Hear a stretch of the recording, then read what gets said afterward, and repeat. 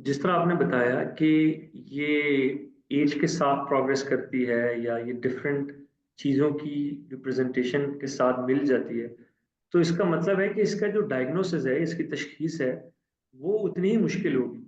तो ये बताइएगा कि इसकी अलामात होती क्या हैं, दिखती थोड़ा इसके बारे में डिटेल में बताएं, बिकॉज ये ये बीमारी ऐसी है जिसके बारे में हमने सुना और पढ़ा कम है। तो अगर आप इसके बारे में ज़्यादा बताएंगी तो हमें बड़ा हमारे लिए आसानी होगी। एटलीस्ट हम में से अगर हम फैमिली में किसी बड़े या इवन यंग लोगों को भी देखते हैं, हमें उनको एटलीस्ट किसी प्रोफेशनल जिस तरह आप हैं, और आपकी जो स्पेशलिटी है वो तो है ही मूवमेंट डिसऑर्डर के ऊपर, सुपर स्पेशलिटी है। तो आई थिंक आप जैसे डॉक्टर्स तक वो पहुंच सकें और इलाज बर वक्त करा सकें तो ये अच्छा मैनेज हो जाए। इसके अलामात के बारे में जरा बताइए कि थोड़ी सी डिटेल में हो। तो अगर मैं कहूँ कि अगर अलामात अगर आपको पता हो तो शायद आप अपने आसपास जिन बुजुर्गों को देखते हैं तो आप ये समझ सकें कि अच्छा ये अलामात हैं, तो इसका मतलब ये है कि ये सर्टन फलां फलां को ये बीमारी की पॉसिबली ये बीमारी हो सकती है। अगर आप अपने अराउंड बुजुर्गों को देखें कि जिन जो बहुत आहिस्ता होते जा रहे हैं वक्त के साथ साथ, मे बी अचानक साल 6 महीने 2 साल कुछ ऐसा पीरियड होता है कि फैमिलीज बताती हैं कि अच्छा ये तो आहिस्ता होते जा रहे थे, लेकिन हम ये समझ रहे थे कि ये एजिंग का प्रोसेस है।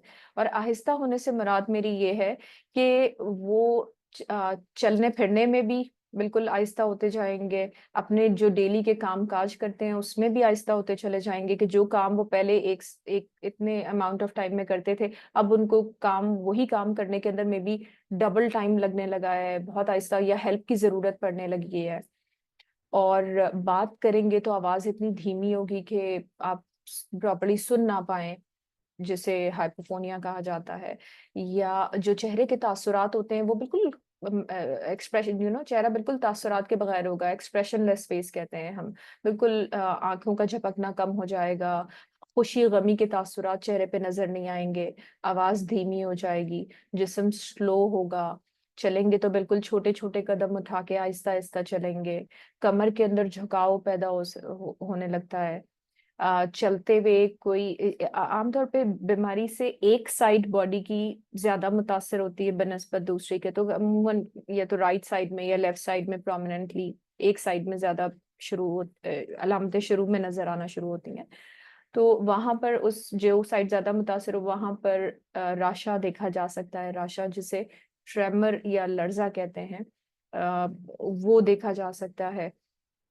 और जब चलते हैं तो हाथों का जो एक मूवमेंट होती है आपके दोनों हाथों की चलते हुए, तो वो जो साइड ज्यादा मुतासर होती है उस साइड पे वो हाथ की मूवमेंट होना खत्म हो जाती है। कई दफा जो यंग पेशेंट्स हैं वो हमारे पास सिर्फ इस वजह से भी आए हैं कि वो ये कहते हैं कि जब हम चलते हैं तो ये वाली साइड मूव नहीं करती है, हाँ ये इस तरफ का हाथ मूव नहीं करता है। एंड देन यू एग्जामिन और आपको पता चलता है कि ये तो यंग ऑनसेट पार्किंसन है, या इन्होंने अर्ली इस सिर्फ एक छोटा सा साइन उन्होंने पिक किया और उसकी बिना पे ये पता चलता है कि ये तो पार्किंसन है। तो ये सब अलामात हो सकती हैं। ये सारी जो मैंने आपको सिम्टम्स बताए हैं, ये बीमारी की मोटर अलामात होती हैं या हरकती अलामात, जिन्हें हम अगर सिंपल अल्फाज में कहें तो वो होती हैं। लेकिन इसके अलावा इससे बहुत पहले से, जैसे मैंने आपसे कहा 10 साल पहले से बीमारी स्टार्ट हो चुकी होती है ब्रेन के अंदर, स्लो, बहुत स्लो प्रोसेस होता है इस बीमारी का, तो उस दौरान में मरीजों को काफी नॉन मोटर सिम्टम्स भी डेवलप होते हैं, जो एक्चुअली देखा जाए बाद में तो वो बीमारी के आहिस्ता आहिस्ता इंडिकेटर्स होते हैं जो बीमारी की तरफ डायरेक्ट कर रहे होते हैं आपको। और उन नॉन मोटर सिम्टम्स यानी कि या जिन्हें गैर हरकती अलामात कहा जाए, उसमें सबसे कॉमन जो देखे जाते हैं वो तो कॉन्स्टिपेशन, कब्ज की शिकायत, या फिर मूड चेंजेस, डिप्रेशन, उदास होना, एंग्शियस, बेहद घबराया हुआ रहना, हर छोटी छोटी बात पे बार बार चीजों को रिपीट कर रहे हैं, बार बार एक ही मूड चेंजेस, गुस्सा आना, चिड़चिड़ापन हो जाना। नींद के मसाइल हो सकते हैं, रात में सोते में बोल रहे हैं, हाथ पांव चला रहे हैं, नींद के अंदर ख्वाब देख रहे हैं, कोई वाइल्ड ड्रीम्स आ रही हैं, उसके ऊपर एक्ट कर रहे हैं, हाथ पांव पूरा चला रहे हैं अपना। तो ये चेंजेस हो सकते हैं। बहुत से ऐसे पेशेंट्स होते हैं जिनको मैदे के मसाइल, खाना हजम नहीं होना, एक अजीब सी मैदे के अंदर कैफियत रहना कि भारीपन रहता है, अ, और इन शिकायत की वजह से वो अक्सर जो पार्किंसन के मरीज होते हैं जो हमारे पास न्यूरोलॉजिस्ट के पास आने से पहले, यानी कि जो मोटर न्यूरोलॉजिस्ट के पास तो तब आएंगे जब मोटर अलामत जाहिर होंगी, लेकिन हमारे पास आने से पहले अक्सर और बेशतर ये देखा गया है कि वो पेशेंट या तो गैस्ट्रो के पास, यानी कि मैदे के डॉक्टर्स के पास, या फिर ऑर्थोपेडिक्स के पास जाते हैं। और उसकी दो इंटरेस्टिंग बड़ा रिलेशन हमने देखा हुआ है, क्योंकि मैदे के अक्सर मसाइल होते हैं या तो कॉन्स्टिपेशन की वजह से, या मैदे में खाना हजम नहीं होना, मतली की शिकायत रहना, भारीपन महसूस होना, उसकी वजह से मैदे के डॉक्टर्स को दिखा रहे होते हैं, या फिर किसी एक साइड जहाँ पे बीमारी जाहिर हो रही होती है एक्चुअली, तो उस जगह पर या तो किसी कंधे में शिकायत होगी या कमर के दर्द की शिकायत होगी, जिससे अक्सर वो ऑर्थोपेडिक्स के पास जा रहे होते हैं। वो वाला स्टेज अमूमन ऐसा होता है कि जहाँ पे मोटर अलामत थोड़ी आ चुकी होती हैं, और कई दफा ऑर्थोपेडिक से रेफर होकर हमारे पास आते हैं पेशेंट कि नहीं जी हमारा प्रॉब्लम नहीं है, ये तो आप न्यूरोलॉजिस्ट को दिखाइए। अच्छा ये बताइएगा कि इसमें आपने कहा कि वो लर्जा तारी होता है या वो राशा आती है, ट्रेमर्स होते हैं, हम्म, वो यानी कि आपने सिर्फ बताया कि अगर कोई अर्ली स्टेज है, फॉर एग्जांपल 10 साल पहले से कुछ ना कुछ जाहिर होना शुरू होता है, वो किस तरह के होते हैं? बिकॉज हमारे ऊपर तो यूजुअली हाथ पांव कांपना, इसके साथ कुछ और बीमारियां भी एसोसिएटेड हो हम्म, सकती हैं। ये कोई खास किस्म का होता है, इसकी कोई खास अलामत होती है? अच्छा, इसमें से मैं ये वाला पार्ट तो आपका स्किप कर दूंगी जो आपने पूछा है कि जो 10 साल पहले का होता है। 10 साल पहले का जो स्टेज है जिसको प्रोड्रोमल स्टेज कहा जाता है, ये वो होता है जो एक तरह से बीमारी की मोटर अलामत नहीं है तो आप डायग्नोसिस नहीं कर सकते उन अलामत की बेसिस पे। किसी को कॉन्स्टिपेशन है या मूड चेंजेस है तो आप पार्किंसन का डायग्नोसिस नहीं बना सकते हैं। तो वो तो ऐसा है पीरियड कि जिसको जब तक मोटर अलामत नहीं आएंगी तब तक डायग्नोसिस नहीं बनेगा। दुनिया भर में जो प्रोड्रोमल स्टेज है, वो जो 10 साल तकरीबन पीरियड होता है, उसके ऊपर रिसर्चेस चल रही हैं कि वहां डायग्नोसिस कैसे किया जाए। ठीक है, तो उसको तो हम छोड़ देते हैं। बात करते हैं राशा की। तो राशा देखिए, as a movement disorder specialist, Rasha हम काफी कॉमन बीमारी है, ट्रेमर जैसे कहा जाता है, काफी कॉमन बीमारी है। बहुत से लोगों को होता है, यंग एज में, ओल्ड एज में बहुत से लोग आते हैं। यंग एज का राशा, उसके डिफरेंट रीजंस हो सकते हैं। ओल्डर एज में है तो अक्सर व बेशतर वो पार्किंसन हो सकता है। डिफरेंस ये होता है इसमें, कोई ऐसा ना हो कि हमारे यंग लोग भी जो हमारे पास आते हैं राशा के साथ, वो उनका कभी कभी सवाल सीधे ये होता है डरे डरे कि ये पार्किंसन तो नहीं है, क्योंकि उनको पता होता है कि ये ट्रेमर या राशा का मतलब है पार्किंसन। तो ये डिफरेंट होते हैं। इसमें खास तरह का जो इसका एक कैरेक्टर है राशा का, वो ये कि आपका हाथों में लर्जा हो रहा है या हाथों में कपकपाहट सी है एक, तो वो आमतौर पर उस वक्त देखी जाएगी जब मरीज बिल्कुल रिलैक्स बैठे हुए होंगे, कुछ कर नहीं रहे होंगे, उनके हाथ बिल्कुल सुकून से जैसे आपके पैरों पे रखे हुए हैं, टीवी देख रहे हैं, खामोशी से बैठे हुए हैं। उस वक्त वो लर्जा उनके हाथ के अंदर हल्का हल्का हल्का इस तरीके से चल रहा होगा। हाथ में, कभी कभार पाँव में भी होता है, कभी कभार लिप्स पे या चिन पे भी देखा जा सकता है, तो वो चलता है। लेकिन जैसे ही वही मरीज जिसको इस तरीके से बैठे बैठे हाथ में लर्जा चल रहा था, वो जब कोई चीज पकड़ेंगे, उठाएंगे, पानी पीना शुरू करेंगे, खाना खाना शुरू करेंगे, तो वो लर्जा या राशा गायब हो जाएगा। तो ये इसका टिपिकल कैरेक्टर है, इसीलिए इसको कहा जाता है रेस्ट ट्रेमर। यानी कि जब सुकून से बिल्कुल आप रेस्टिंग स्टेट में हैं आपके हाथ, तो उस वक्त ये ट्रेमर जाहिर होता है। लेकिन जैसे ही आप मूवमेंट शुरू करते हैं तो उसी वक्त ये ट्रेमर गायब हो जाता है।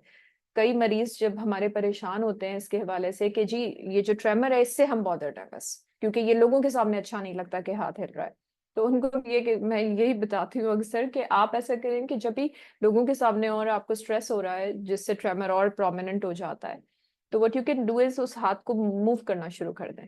आप जैसे मूव, तस्बीह हो आपके हाथ के अंदर, कोई बॉल हो ऐसी जिससे आप जिसको प्रेस कर रहे हैं, तो जो भी कोई मूवमेंट उस हाथ की होना शुरू होगी तो वो लर्जा खत्म हो जाएगा, नजर नहीं आएगा फिर, क्योंकि वो रेस्ट ट्रेमर है बेसिकली। बिल्कुल सही। अच्छा ये तो आपने बताया कि जब उसका जो ट्रेमर है, और जो उसका राशा है, उसको हम देखते हैं, अगर वो रेस्टिंग पोजीशन पे है तो उसका डायग्नोसिस है। ये बताएं कि जो लोग अब मूवमेंट है ना, सो जब वो मूव कर रहे होते हैं या चल रहे होते हैं, वो उसमें किस तरह डायग्नोसिस बिल्ड कर सकते हैं, या इसको आप यूं कह लीजिए कि उनको इस पार्किंसन डिजीज की वजह से चलने में या मूव करने में क्या प्रॉब्लम्स फेस करते हैं, क्या मसाइल आते हैं? ये भी बहुत इंटरेस्टिंग है। आपको मैं बताऊं कि जो मूवमेंट डिसऑर्डर्स हैं इनका डायग्नोसिस ज्यादातर क्लिनिकल होता है। इनका बहुत सारे मूवमेंट डिसऑर्डर का, खास तौर पे पार्किंसन का डायग्नोसिस क्लिनिकल होता है। क्लिनिकल का मतलब ये है मुशाहिदे से और मुआयने से। जैसे ही पेशेंट हमारे एंटर होते हैं क्लिनिक के अंदर, the moment they enter the door, उनका द लुक ऑफ देम, आप एक गौर से एक नजर उनके ऊपर डालें और आपको बहुत सारी अलामतें आप एकदम से पिक कर लेते हैं। जैसे बहुत सारे पेशेंट्स की सिर्फ वॉक से पहला इंडिकेशन नजर आता है। उन्होंने अभी कोई बात नहीं करनी शुरू की है आपसे, सिर्फ उनके एंटर होने से उनका वॉक आप देखते हैं कि कैसे चल रहे हैं, और आपको पता होता है कि ये प्रॉबेबली पार्किंसन डिजीज होगा। क्योंकि इसमें आपका चलना जो है वो बहुत एक सर्टेन वे में मुतासर होता है। आपके कदम बिल्कुल छोटे होना शुरू हो जाते हैं, तो एक तरीके से बेबी स्टेप्स ले रहे होते हैं, बिल्कुल छोटे छोटे कदमों से चल रहे होते हैं। कमर के अंदर एक झुकाव पैदा हो जाता है। चलते हुए एक हाथ की मूवमेंट, जैसे मैंने कहा कि एक अगर एक साइड मुतासर है तो एक हाथ की मूवमेंट, अगर दोनों साइड आहिस्ता आहिस्ता डिजीज बढ़ा है और दोनों साइड मुतासर है तो दोनों हाथों की जो मूवमेंट है साइड पे चलते हुए वो मुतासर हो जाती है, वो खत्म हो जाती है।